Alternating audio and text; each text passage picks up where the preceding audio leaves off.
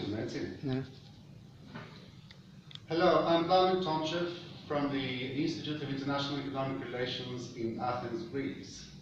I'm here with the members of one of our research teams who are producing a report on China's soft power in Kazakhstan. Let me introduce to you the members of the team. Next to me is Polixeni Gavarinu, coordinator of the group. Next to her is Will Skatras.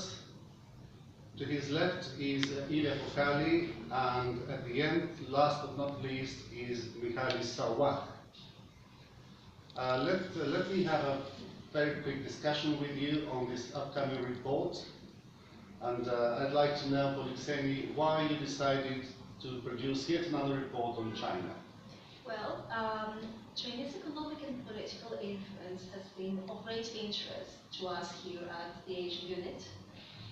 Of course, our previous reports were based on Greece, but now we seek to identify how China is promoting its image in Central Asia through soft power, with Kazakhstan as a case study. All right, Mike, why Central Asia? Well, Central Asia offers China the prospect of a corridor for overland communication with Europe. There are some common security concerns about regional stability that actually matters a lot to Beijing.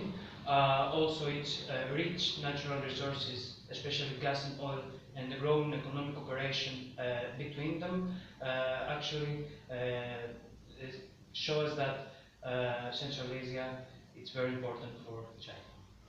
I see. Wills, why single out Kazakhstan?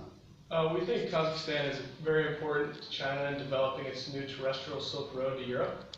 They see the geographic location and vast lands of Kazakhstan as untapped potential for foreign investment.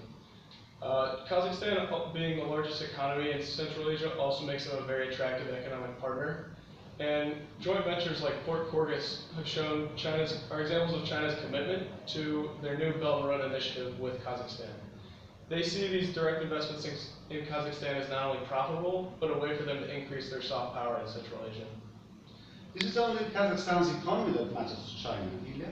No, of course not. Apart from the economy, China has been trying to intervene in the area of interest concerning Kazakhstan, such as the dissemination of the Chinese language, culture, education, and entertainment industry. In order to achieve that, China has been working on establishing various Confucius Institutes in Kazakhstan and think tanks that help specialize on the assessment of Kazakhstan. Moreover, many agreements have been signed, including joint research programs between Kazakh and Chinese universities, and also a co-production treaty. All right, thank you. I think you're clearly talking about soft power, but what exactly is this soft power thing? Well, soft power is a concept in international relations theory, which describes a state's ability to persuade through attraction rather than coercion. In the case of China, China has been putting a lot of effort into promoting its image, and that is being done through public diplomacy, through cultural diplomacy, and joint economic ventures, of course. However, now what we want to see is how China does it. So we want to identify a model. So, Wills, how is China projecting its soft power into Kazakhstan's economy? Well, these direct investments by China, as well as their image, varies amongst different social classes in Kazakhstan. While the wealthy elites and politicians have welcomed these direct investments in growing soft power with open arms, the general public has actually been quite resistant to this growing influence. The general population has even gone as far as to protest and riot in resistance to the growing soft power and influence of China in Kazakhstan. And Ilya, how is China doing in sectors other than the economy? Well, as Will implied, strong bilateral ties between the two countries have been prioritized by both Chinese and Kazakh government, whereas they've chosen a top-down implementation approach in order to achieve their goal. Cultural exchanges such as the Year of Tourism and the Film Festival have been held by China to Kazakhstan, and they were perceived quite positively by the local population, especially because tourism was promoted and they had much exposure, and this helped the local economy and the business is growing. Very interesting, but let me ask Mike here, is the picture as rosy as it seems to be?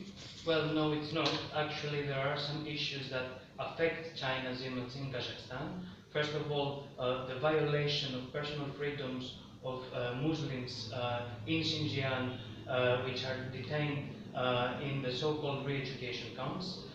Furthermore, the droughts and contamination of transboundary rivers is also a concern that creates anti-Chinese sentiments in Kazakhstan. It looks like a fascinating report. When do you think it will be out? It will be published this February, and it will be available at the Institute's website, idos.gr. Very good. Personally, I'll be looking forward to reading that report. I do hope that the audience will be looking forward to reading that report. Let me thank you for being here. Let me thank our cameraman, Platon Zanetos, behind the camera, for his professionalism.